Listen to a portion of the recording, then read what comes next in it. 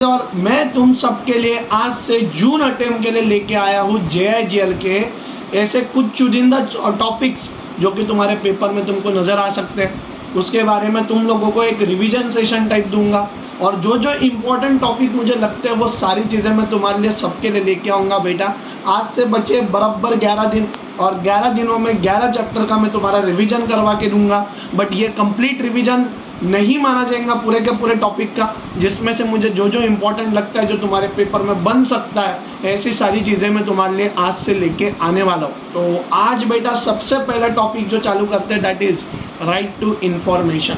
ठीक है कि नहीं बेटा? कौन सा टॉपिक चालू करते हैं आज से?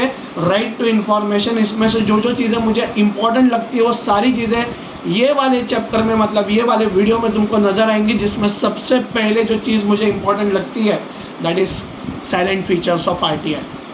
राइट टू इन्फॉर्मेशन के क्या क्या साइलेंट फीचर है तो देखो, it is applicable to whole of India.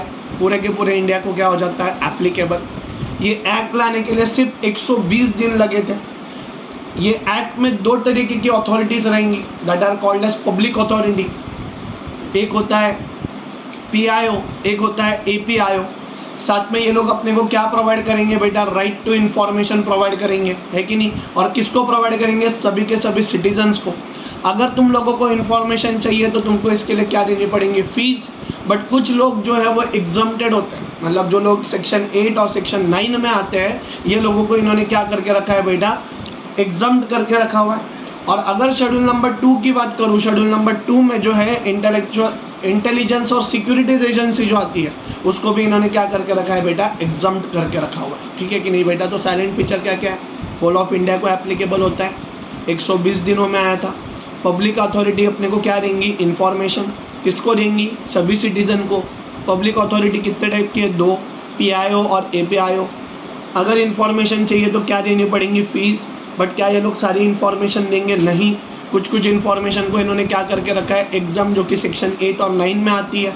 और अगर इंटेलिजेंस और सिक्योरिटीज एजेंसी से रिलेटेड भी इंफॉर्मेशन है तो वो भी अपने को वो प्रोवाइड करने वाले नहीं है। ये हो गए तुम्हारे साइलेंट फीचर। इसके साथ में मुझे जो इम्पोर्टेंट लगता है वो है ये अंजलि भारद्वाज जी की जो केस दी हुई है ऑब्जेक्टिविटी में। मिला क्या बेटा? जो ऑब्जेक्टिव है उसके 4 पॉइंट तुम लोग एकदम याद रखते जाना कि RTI जो है वो गुड गवर्नेंस माना जाता है। कितने केसेस में? 4। पहला, ट्रांसपेरेंसी प्रोवाइड करेगा, इंफॉर्मेशन डिस्क्लोज करेगा, पार्टनरशिप बना के रखेगा सिटीजन और गवर्नमेंट के बीच में, अकाउंटेबिलिटी और परफॉर्मेंस प्रोवाइड करेंगे और करप्शन को क्या कर देगा? रिड्यूस।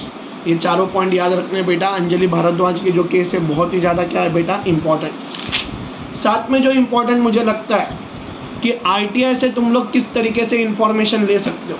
तो देखो, RTI से इंफॉर्मेशन लेनी है तो तुम लोग आज के डेट में ऑनलाइन या ऑफलाइन दोनों तरह से एप्लीकेशन जो है वो क्या कर सकते हो? फाइल करने के बाद में actual information will be provided with in 30 days. अगर कहीं PIO को APIO की गरज पड़ी तो इंफॉर्मेशन प्रोवाइड करी जाएंगी 35 डेज के अंदर। थर्ड पार्टी मतलब कौन था? अब तुमको सबको पता होना चाहिए। जो बंदा कहाँ पे बैठा हुआ है? आउटसाइड इंडिया, बट RTI जो कि कहाँ पे? इंडिया में।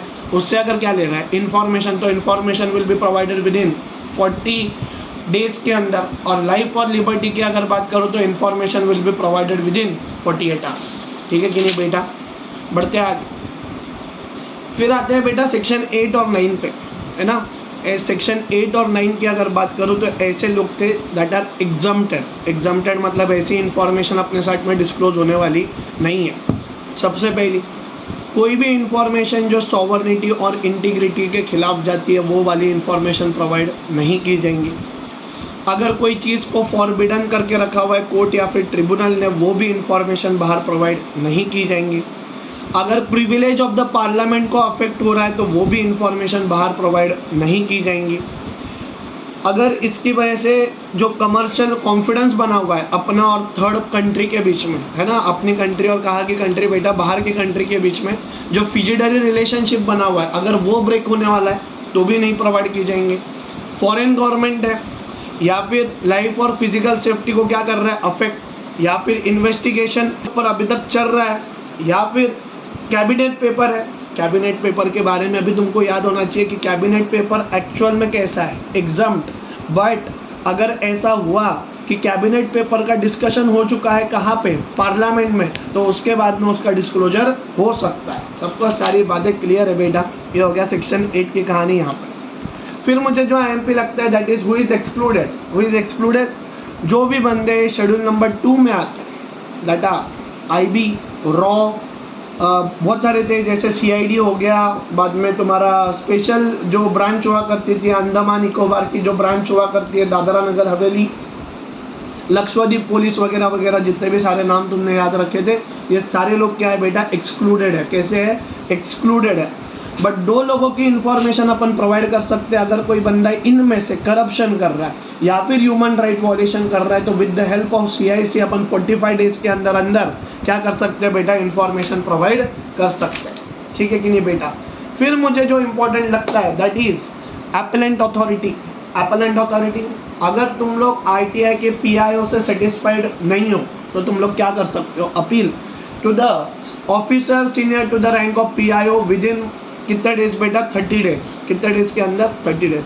तो PIO से सेटिस्फाइड नहीं है तो किसके पास जाओ, APIO के पास। Within how many days, 30 days. But 30 days कब से गिनने, जब से PIO ने क्या दिया था बेटा, ऑर्डर दिया था, तब से लेके कितने दिनों के अंदर बेटा, 30 डेज। वही अगर तुम लोग senior to the rank of PIO भी सेटिस्फाइड नहीं हो तो तुम लोग CIC और SIC के पास जा सकते हो आने वाले 90 डेज के अंदर। कितने डेज के अंदर बेटा, 90 डेज के अंदर अंदर। और सेम रूल जो है, जो अपन ने फर्स्ट अपील और सेकंड अपील का रूल पढ़ा, ये सेम रूल एप्लीकेबल होता है किसको बेटा, थर्ड पार्टी। सबको सारी बातें क्लियर है बेटा, किसी को कोई डाउट। और फर्स्ट अपील के लिए और एक चीज़ याद रखना कि 30 डेज का ऑलरेडी टाइम है, एक्सटेंशन मिल सकता है 15 दिनों का। कितने दिनों का बेटा, 15 डेज का। फिर आते हैं लास्ट टॉपिक जो मुझे इंपॉर्टेंट लगता है, और ITI की कहानी भी यहाँ पे क्या होती है बेटा, समा, दैट इज पेनल्टी, जो कि आती है सेक्शन नंबर कहाँ पे बेटा, 20 में।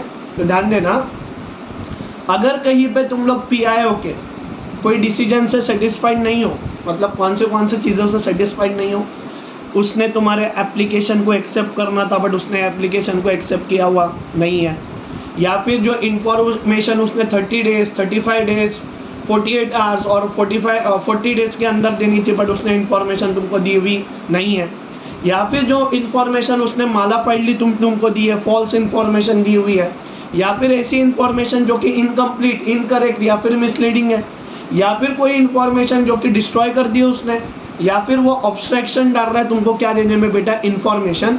तो वो केस में तुम लोग CIC और SIC के पास में जाके इसके खिलाफ क्या फाइल कर सकते हो, कंप्लेंट। और ये कंप्लेंट डालने के बाद PIO के ऊपर जो है वो क्या बैठेंगे बेटा, penalty, that is 250 rupees per day, which में मैक्सिमम अप टू 25,000 रुपीज़। सबको सारी बातें यहाँ तक क्लियर है बेटा। और last topic of the day पे आते हैं, that is role of central government और स्टेट गवर्नमेंट, जो कि आता है सेक्शन नंबर 26 में।